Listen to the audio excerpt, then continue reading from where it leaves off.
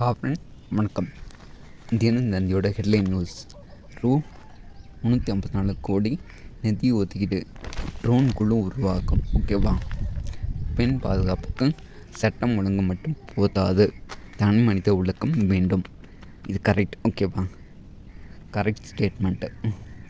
So அவங்களே பார்த்துக்கிட்டு இருக்க முடியாது, எங்கே பிரச்சனை நடக்குது எங்கே நடக்கலை அப்படின்னு.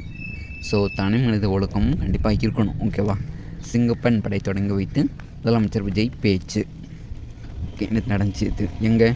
சென்னை ராஜாரத்னம் விளையாட்டு அரங்கத்தில். ஓகேவா? ஸோ முக்கியம் இல்லை, தெரிஞ்சுக்கோங்க.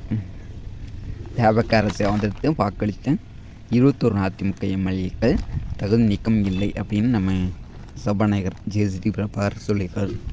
ஓகே, இந்த இதில் ஜமாபந்தி அப்படின்னு ஒரு ரேட்டிங் இருக்குது. இது என்ன அப்படின்னா, கலெக்டர் ஆஃபீஸில் மண்டை பிடிச்சி நடக்கும்ல, அது வந்து ஒரு தாலுகா வைத்து நடக்கும். ஓகேவா?